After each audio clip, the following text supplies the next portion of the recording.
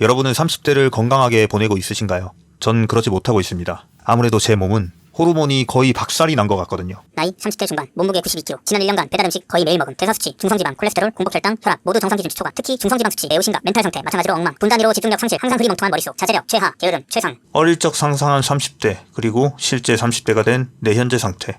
어린 시절에 나는 상상력이 좀 많이 풍부한 편이긴 했다.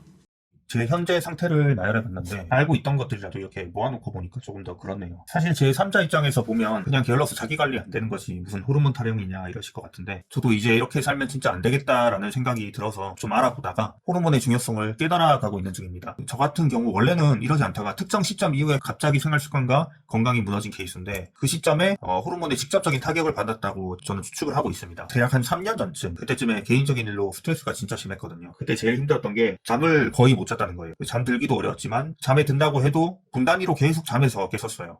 깨서 시계 보면 5분 지나 있고 3분 지나 있고 진짜 정신이 나갈 지경이라서 결국 정신과에 찾아가게 됐습니다. 뭐 진단은 불면증과 무기력, 우울 등이 복합된 상태로 받았고, 약을 그래서 처방받았는데 뭔진 몰라도 종류가 꽤 많았었습니다. 그래도 다행이었던 건 약을 먹으니까 불면증이나 심리 상태도 좀 빠르게 호전이 되긴 했었는데, 확실하진 않지만 종류도 양도 엄청나게 많았던 약 때문인지 갑자기 살이 엄청나게 찌기 시작했어요. 제가 원래는 75에서 80kg 사이에서 왔다 갔다 했고, 날씬하진 않아도 키 대비 정상범주 체중이었는데 그때를 기점으로 90kg를 훅 넘어버렸습니다. 문제가 좀 있는 것 같다라는 생각이 들어서 조금 알아보고 병원을 옮겼고요. 옮긴 병원의 선생님이랑 얘기를 해서 약 종류도 좀 많이 줄여놨습니다. 그러면서 뭐 운동도 좀 하고 노력을 해서 살이 금방 다시 원래 체중으로 돌아왔었어요. 근데 문제는 그 후로 이제 스트레스가 심한 일을 겪을 때마다, 멘탈적으로 타격을 받는 그런 일들을 겪을 때마다 제일 먼저 식습관이 쉽게 흐트러지고 살이 다시 찌게 되더라고요. 심지어는 100kg까지 간 적도 있었어요. 제 생각엔 그때 제 호르몬 밸런스가 망가진 것 같습니다. 뭔가 성격도 확 달라진 느낌이에요. 그런 거 있잖아요. 이 사람이 힘들고 좌절하면은 식욕이 떨어져서 야위어가는. 저도 20대 때는 힘들면은 정신적으로 막 고뇌하고 그런 느낌이어서 절대 힘들다고 살이 찌진 않았었는데, 아까 말씀드린 그 시기를 기점으로 스트레스 받으면은 정신적으로 고뇌하는 게 아니고 그냥 뭘 먹습니다.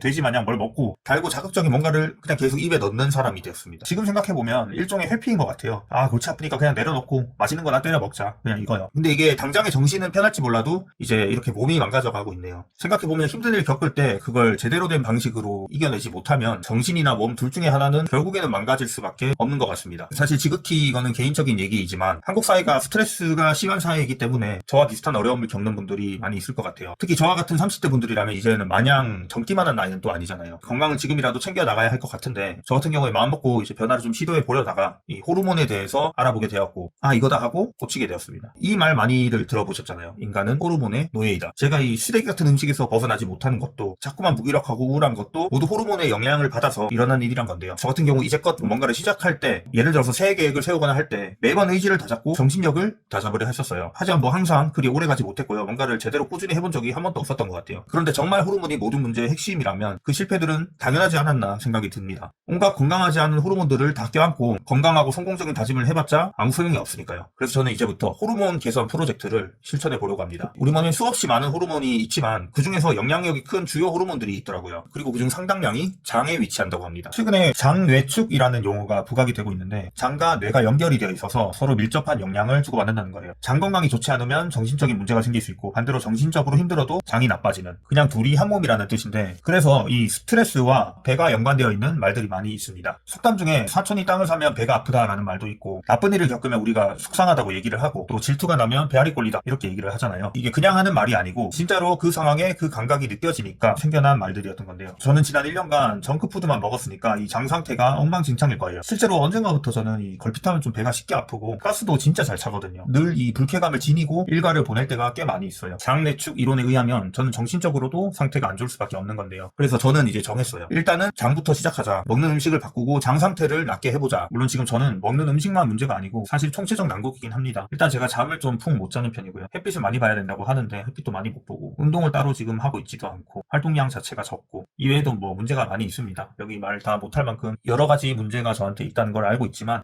저는 의지력도 에너지도 많이 부족한 사람이라서 일단은 식단부터 스타트할까 생각을 하고 있습니다. 그래서 이 호르몬 관련 자료나 책도 찾아서 공부를 하고 제 몸에 직접 테스트도 해보고 적용해보면서 그 과정을 영상으로 기록해 두려고 하는데, 그러면 이제 제 스스로 멘탈 잡는 데도 좋고, 또 혹시나 비슷한 경우에 해당하는 분들께 약간의 참고가 될 수도 있지 않을까 생각을 합니다. 네, 참 변변찮은 영상인데요. 그래도 우연히 이 영상을 보셨다면 살짝 저 응원도 해주시고 보시는 분들도 스스로 더 건강하게 살아보자 생각하게 되신다면 좋을 것 같습니다. 영상 봐주셔서 감사합니다. 또 조만간 업로드하겠습니다.